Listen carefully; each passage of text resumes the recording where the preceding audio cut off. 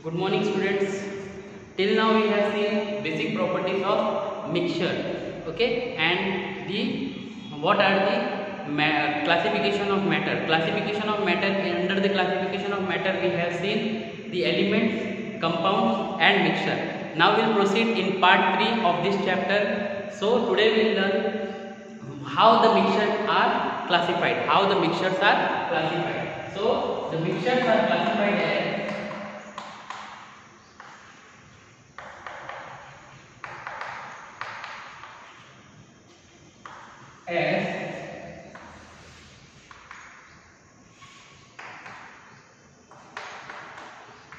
homogeneous mixture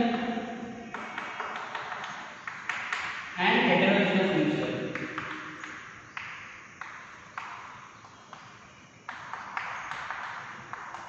Okay, so homogeneous mixture and heterogeneous mixture. We'll see what is homogeneous mixture and heterogeneous mixture.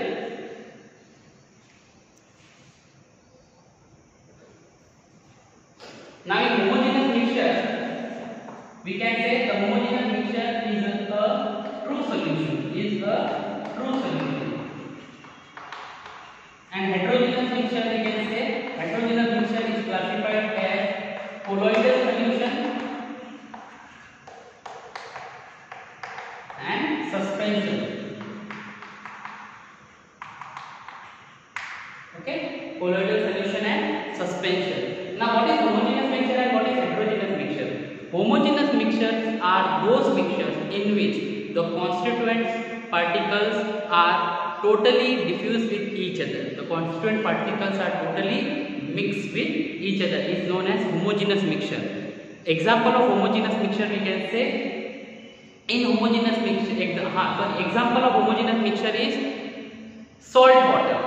Okay, salt water. If we will take a glass of water and we'll add 1 tablespoon of salt into the glass of water, and after stirring that solution, so that solution will be clear and transparent.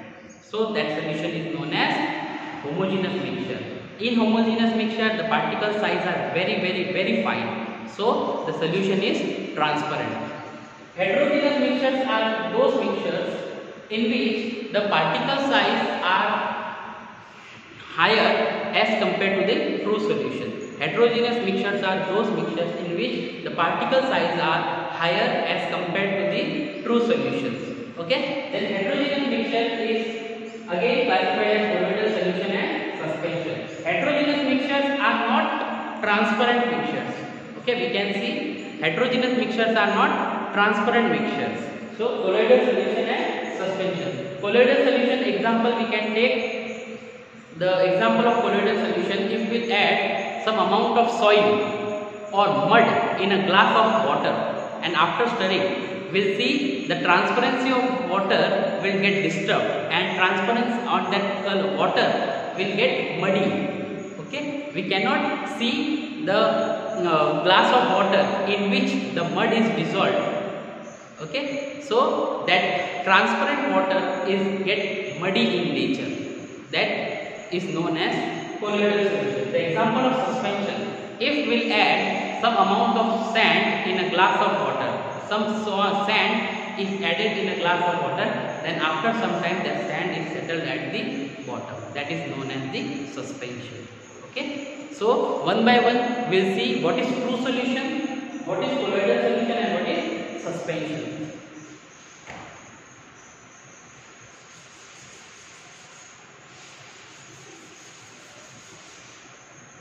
In solution contains 2 parts. One is solute and another is solvent. Now what is solute and solvent? Solutes are those substances which get dissolved into the solvent. Okay, solutes are those substances which are dissolved into the solvents. And what are the solvents? Solvent is a medium. Solvent is a medium in which the solutes get dissolved.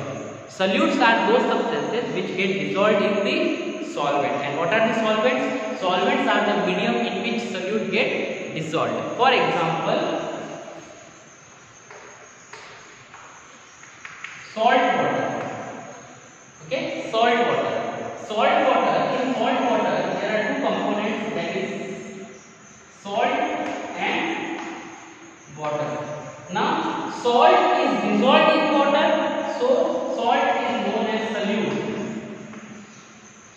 Okay, water is a medium in which salt get dissolved, therefore water is known as solvent. Okay, so we can further define solute and solvent as solutes are those substances which are present in less concentration, and solvents are those substances which are present in excess. Okay, solutes are those substances which are present in low concentration or low quantity. Solvents are the medium which is present in higher concentration, okay, or in excess quantity. Clear? So solute and solvent. Now solution can again classified as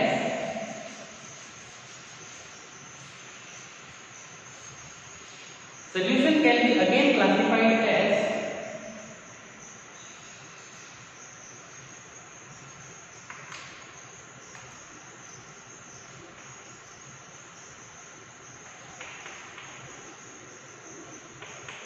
true solution,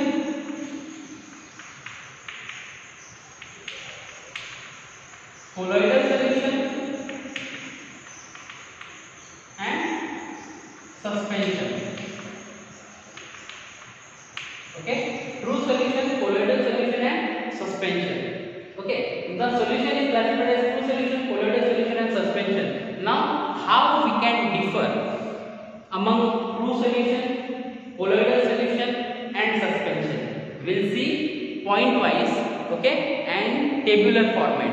In tabular format we will see the difference between true solution, colloidal solution, and suspension.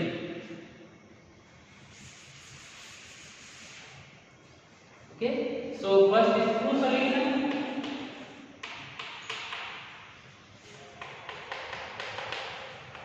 colloidal solution, and third is suspension.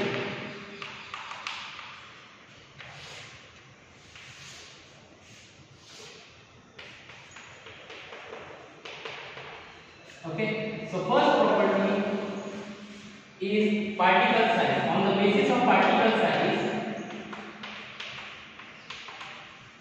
now true solution having particle size less than 1 nanometer.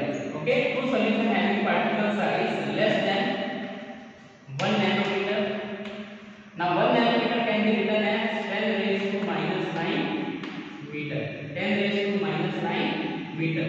Okay, less than 10 raised to minus, sorry, less than 1 nanometer, that means 10 raised to minus 9 meter.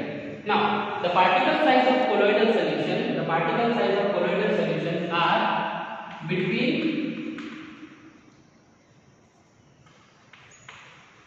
1 nanometer to 100 nanometer. 1 nanometer to 100 nanometer. That means what?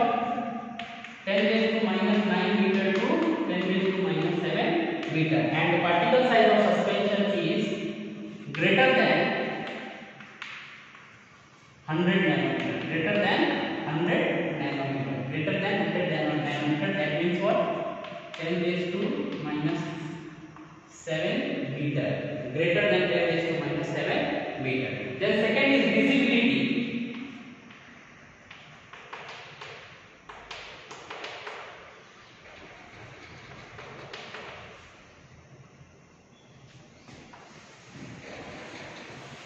On the basis of visibility, true solution is transparent. Okay, true solution is transparent. Colloidal solution is translucent, and suspension is opaque. Okay, then third is Brownian movement.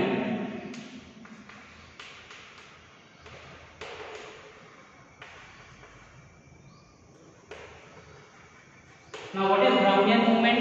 Brownian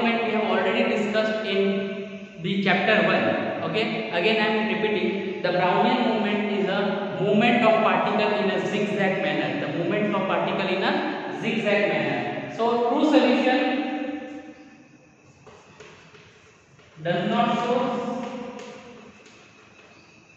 Brownian movement.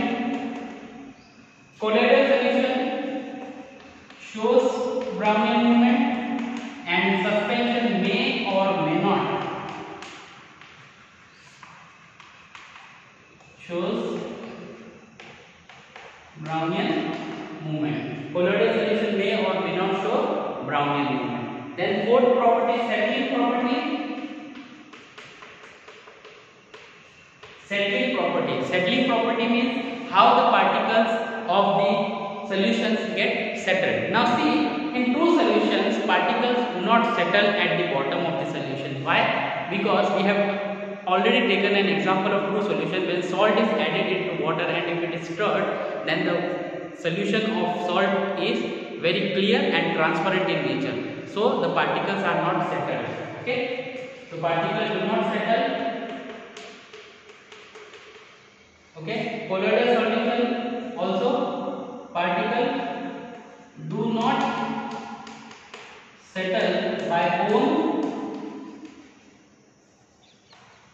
but can be settled by centrifugation.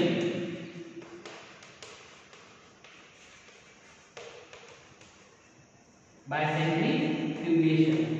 Okay, what is the meaning of centrifugation? Centrifugation means if the particles is stirred in very high speed. Okay, if the particles are stirred in very high speed, okay, then the particles can be settled at the bottom. So the colloidal solution particles are very fine, so they cannot settle by their own. Okay, so they are settled by the process of centrifugation. Now what is the exact meaning of centrifugation, we will see in the separation technique. Next is,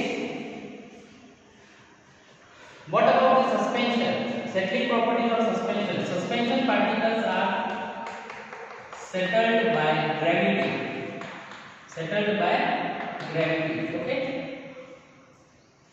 We have taken the example of suspension. If the particles of sand are dissolved in water, okay, then the particles of sand are settled at the bottom of the solution. Okay, the sand particles are not dissolved. Actually, when the sand particles are added into the water, the sand particles get settled at the bottom by gravity. So these are the points by which we can have the differentiation between the two solutions, colloidal and suspension.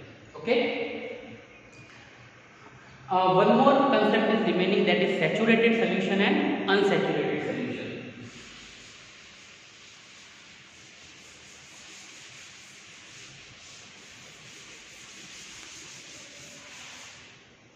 Okay.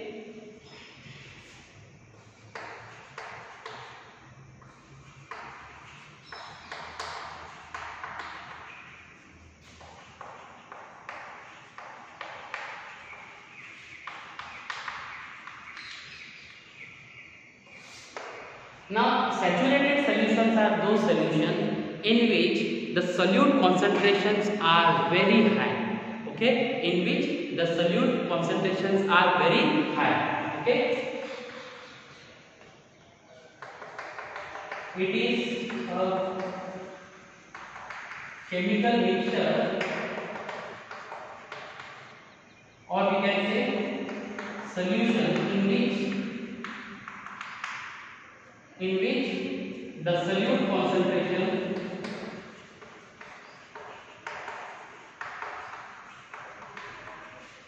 is very high.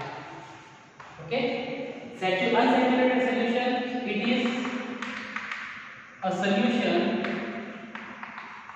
in which solute concentration